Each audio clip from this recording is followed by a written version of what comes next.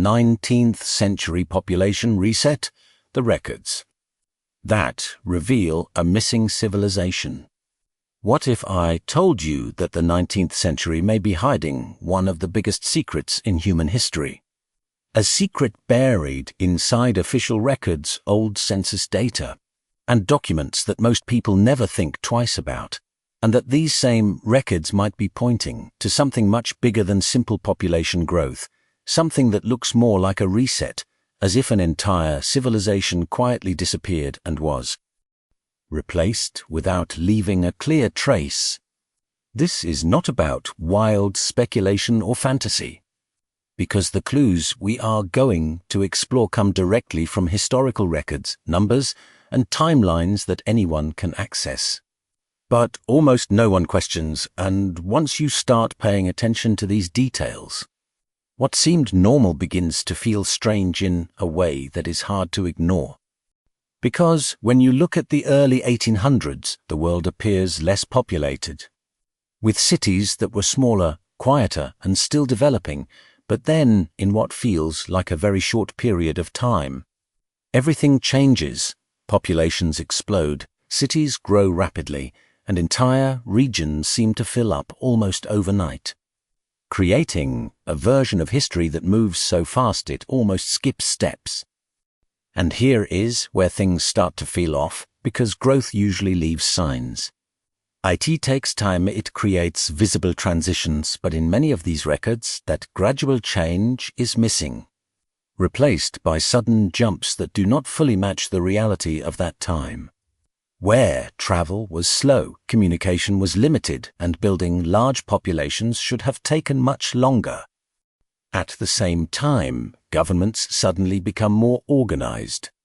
Records become more detailed, and systems that track people, taxes, and cities appear already structured, as if they were not built slowly, but introduced already functioning, which raises an uncomfortable question that most history books never address.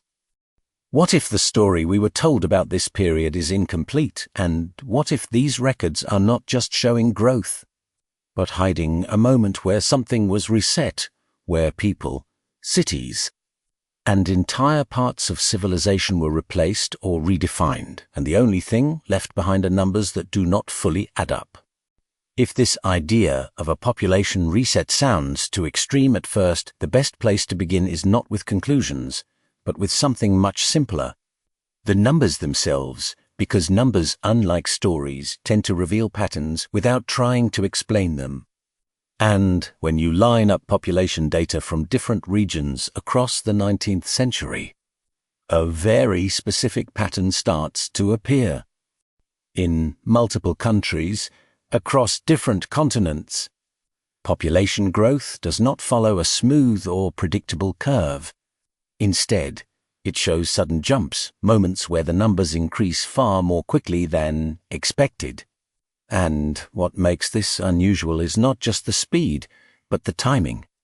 Because these increases often happen within similar periods, even in places that were not directly connected in terms of infrastructure or communication. Now, under normal circumstances, population growth is tied to clear factors, things like improved food supply, better sanitation, medical advances, and economic stability. But when you look closely at the early to mid-1800s, many of these conditions were still limited or just beginning to develop, which makes the scale of growth harder to fully explain using traditional models. For example, many cities that were once described as small or developing suddenly appear in later records with large, structured populations, complete with districts, labor systems, and administrative organization, and while industrialization is often used as the explanation, it does not fully account for how quickly these populations seem to stabilize and function as if they had been there for much longer. And then there is another detail that often goes unnoticed, which is the inconsistency of earlier records, because before this sudden surge, many regions have gaps, missing data or vague estimates, as if the baseline itself is unclear and when your starting point is uncertain. Any rapid increase that follows becomes even more difficult to measure accurately.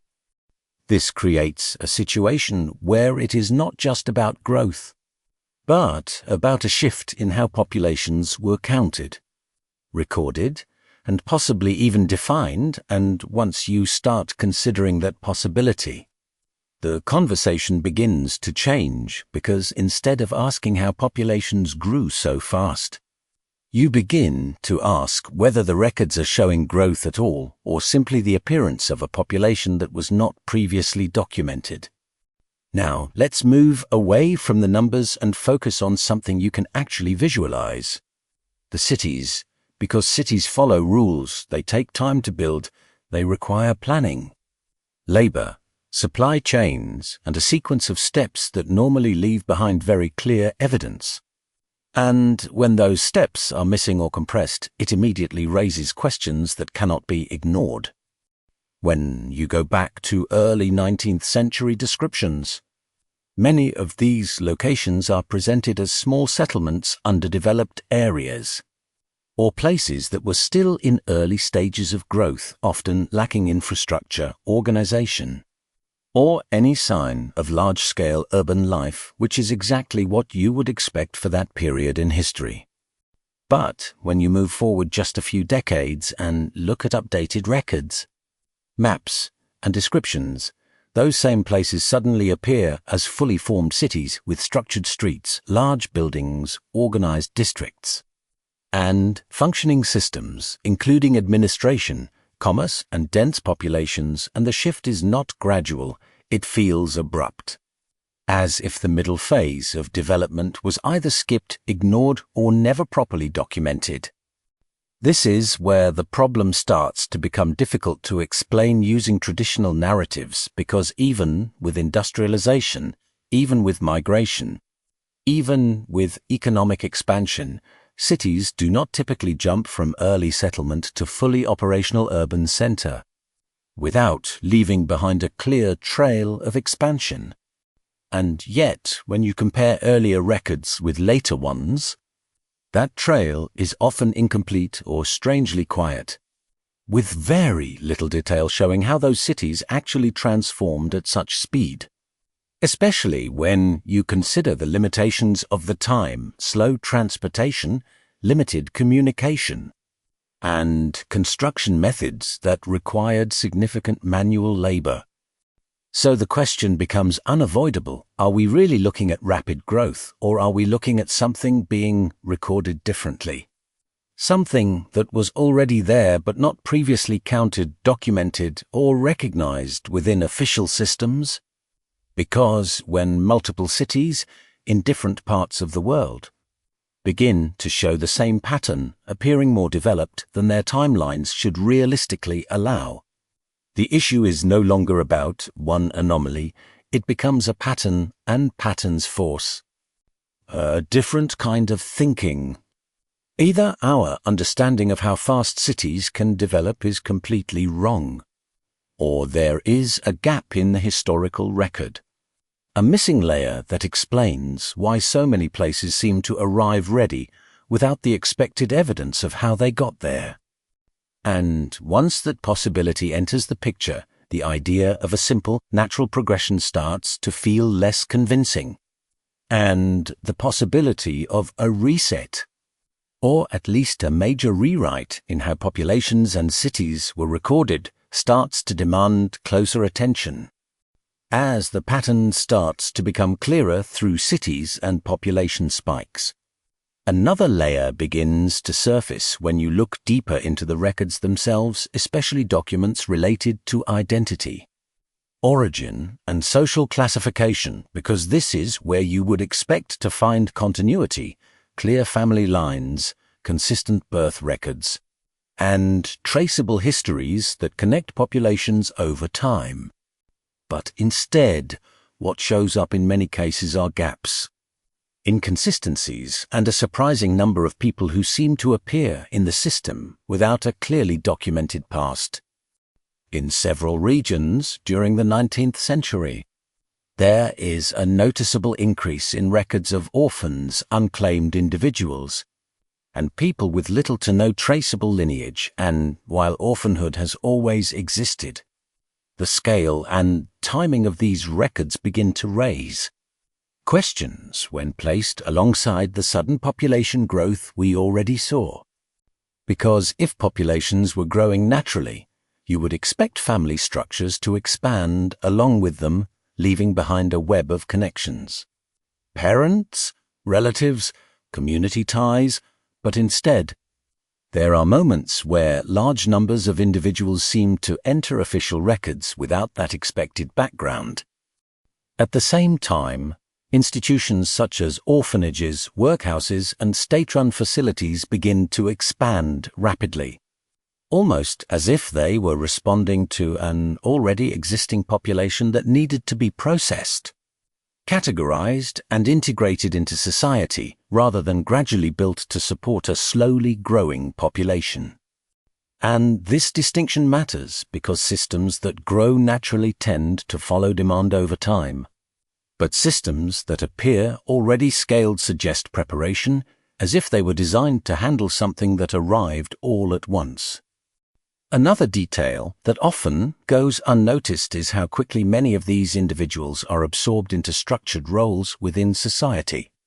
Labor systems, domestic work, industrial environments, which again raises a logistical question. How does a large group of people with unclear origins become integrated so efficiently into an already functioning system? Unless that system was either expecting them or built with that purpose in mind? And when you connect this back to the earlier patterns, the sudden population increases, the rapidly developed cities, the improved administrative systems, the picture becomes more complex. Because now it is not just about numbers or infrastructure, it is about people. Individuals who appear in the records without a fully traceable past, yet quickly become part of a new, organized social structure. So the question becomes harder to dismiss: are these just normal historical irregularities, the kind that happen when records are incomplete? Or are they signals of something larger, a moment where populations were not just growing, but being redefined, reorganized, or even replaced within the official narrative? Because when the people themselves start to lack a clear origin inside the records, the idea of continuity begins to break down, and once continuity is broken, the door opens to a much more unsettling possibility that what we are looking at is not just a story of growth, but a story of insertion. As you connect the patterns, population spikes, cities that seem to skip stages, and individuals with unclear origins, another detail starts to stand out. And this one is harder to ignore because it involves systems that require planning, testing, and long-term development, yet somehow appear already functioning at a high level: administrative and institutional systems. Because when populations grow naturally, systems grow with them slowly, often inefficiently at first, adapting over time as new challenges emerge, which means you usually see early versions, flawed attempts, and gradual improvements before things become organized and efficient. But in many parts of the 19th century, what you see instead is something that looks already refined, as if the trial and error phase had already happened somewhere outside of the visible record. Census systems, for example, begin to show a level of structure and consistency that feels advanced for a period that was supposedly still developing basic infrastructure, with categories, classifications, and tracking methods that require coordination and prior standardization. And the same applies to taxation systems, civil registries, and urban administration, which appear capable of handling large populations almost immediately after those populations show up in the data. And this creates a very specific contradiction, because if the population was only just expanding rapidly, Then the systems designed to manage that population should lag behind, struggling to keep up, but instead, in many cases, they appear ready as if they were built in anticipation of something rather than as a response to it. Even more interesting is how similar these systems begin to look across different regions, with comparable structures, methods, and levels of organization appearing in places that were not fully synchronized in terms of communication or development. Which raises another question: how do multiple regions arrive at similar administrative solutions at nearly the same time, without a clear shared timeline of development? At this point, it becomes difficult to see these elements as isolated coincidences, because each one on its own might be explained away, but together they begin to form a pattern that suggests coordination, or at the very least, a missing phase in the historical record where these systems were actually developed and refined before being implemented at scale. And if that phase is missing, then the implication becomes harder to ignore, because it suggests that what we are seeing in the 19th century is not the beginning of these systems, but their deployment, already functioning, already structured, and already capable of managing a population that, according to the official timeline, should not yet have required such sophistication, because systems do not usually appear ready unless they were built for something that had already happened, or something that was expected to happen all at once. By this point, the pattern is no longer based on a single anomaly. It is built from multiple layers that all point in the same direction. Sudden population increases, cities that appear to develop too quickly, large numbers of people with unclear origins, and systems that seem ready before they should be. And when all of these elements line up, what starts to stand out the most is not just what is present in the records, but what is missing. Because history is not just about what is documented, it is also about continuity, about the ability to trace a clear line from one stage to the next, showing how societies evolve over time, step by step, and when that continuity breaks, even slightly, it leaves behind a gap that demands explanation. But in the case of the 19th century, that gap is not small. It is wide enough to affect multiple aspects of society at once, and yet it is rarely addressed directly. When you look for detailed explanations of how populations scaled so quickly, how cities developed at that pace, how systems became so efficient, and how so many individuals entered the records without clear backgrounds, you often find partial answers. Fragmented explanations that focus on one piece at a time. Industrialization explains the cities, migration explains the people.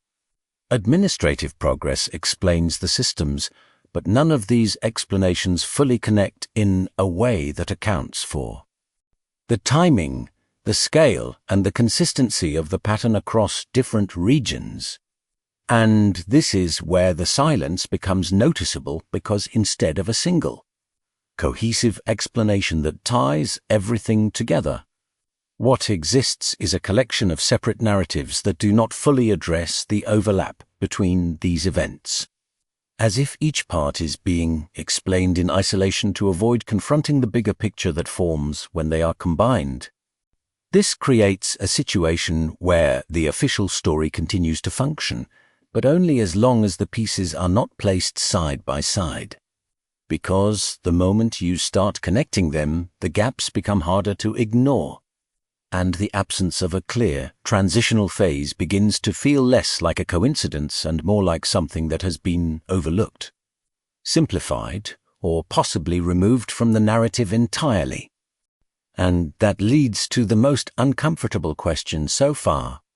Not whether something unusual happened, but whether there is a missing chapter in history. A period that should explain these transitions but does not appear clearly in the records we rely on today. Because when multiple systems, populations, and structures all seem to move forward at once without a fully visible build-up. The idea that something is missing is no longer speculation. It becomes a logical response to a pattern that has not been fully explained. When you bring all of this together, the population spikes, the cities that seem to skip stages of development, the appearance of large numbers of people without clear origins, and the sudden presence of highly organized systems.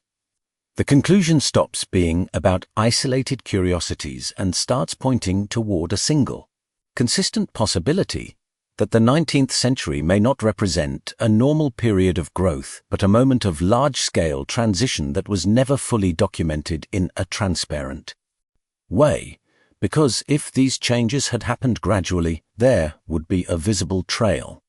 More detailed records, clearer transitions, stronger continuity between what existed before and what came after, but instead, what we see is a compressed shift where multiple aspects of society appear to advance at the same time, without the expected build-up that should connect them, and when official explanations rely on separating these elements, treating population growth, urban development, and administrative progress as independent processes.